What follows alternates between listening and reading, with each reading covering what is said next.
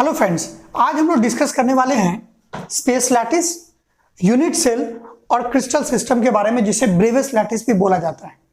एक सॉलिड के अंडरस्टैंडिंग के लिए उसके property, packing efficiency, interstitial void के अंडरस्टैंडिंग के लिए आपको सबसे पहले सॉलिड के कॉन्फ़िगरेशन या स्ट्रक्चर को समझना पड़ेगा। और सॉलिड एक 3 डायमेंशनल ऑब्जेक्ट है, और एक 3 डायमेंशनल ऑब्जेक्ट को हम लोग एक 2 डायमेंशनल बोर्ड या कॉपी पे पढ़ रहे हैं। तो सॉलिड के बारे में जो भी ज्योमेट्री को कन्फाइन करेंगे वो हम लोग स्पेस लैटिस और यूनिट सेल से डिफाइन करेंगे। तो अपना विजुअल एकदम क्लियर रखिएगा जो मैं पढ़ा रहा हूं। सबसे पहले space lattice. A space lattice में be defined as the regular arrangement of lattice point in space. समझिएगा लैटिस पॉइंट क्या है। तो देखिए, एक सॉलिड को बनाने का जो तरीका है वो कुछ इस तरह का है। सबसे पहले आप एक क्यूब बनाइए, थोड़ा ऑफसेट रखते हुए क्यूब के अंदर एक और क्यूब बनाइए और इन्हें आपस में जोड़ दीजिए। ये जो ज्योमेट्री आपको नजर आ रहा है इसको हम लोग बोलते हैं यूनिट सेल। जब बहुत सारे आइडेंटिकल यूनिट सेल को जब हम लोग आपस में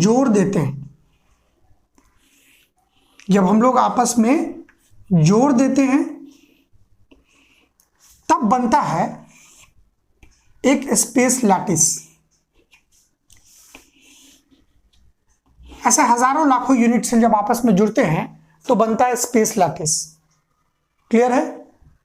और स्पेस लैटिस के सबसे स्मॉलेस्ट पार्ट को जो आप देख रहे हैं ना, इसको हम लोग बोलते हैं यूनिट सेल।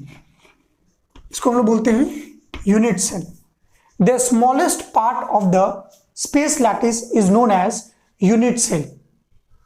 एक और तरीके से इसे डिफाइन कर सकते हैं, The arrangement of large number of unit cell is called space lattice.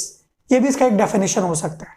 अब देखिए, जितने भी स्पेस लैटिस में यूनिट सेल होते हैं ना, they contain identical constituent particles.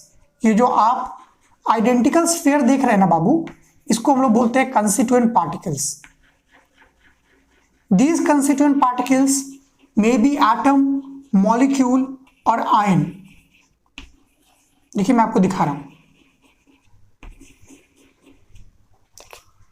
तो सबसे पहले आप समझते हैं स्पेस लैटिस के कैरेक्टरिस्टिक्स को।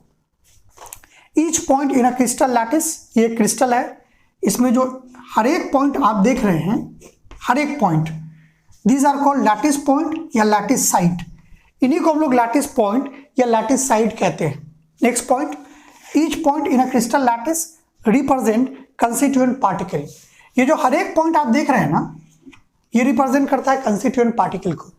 It may be atom, it may be molecule, it may be ion. Last point, lattice point are joined in a straight line to give complete geometry of the unit cell. जब हम लोग सारे lattice point को straight line से join कर देते हैं तो यही हमें क्या देता है? यही हमें complete geometry of the unit cell देता है। तो याद रखिएगा, space lattice is arrangement of large number of the unit cell. Unit cell contain smallest identical constituent particle, it may be atom, molecule or ions, and when these atom, molecules or ion or constituent particles are joined by a straight line, it gives the complete geometry of the unit cell or a space lattice. इस पूरे topic को समझने के बाद अब जो most important topic होगा वो हमारा होगा यूनिट सेल। तो नेक्स्ट वीडियो सीरीज में हम लोग डिस्कस करेंगे about the unit cell. Thank you very much.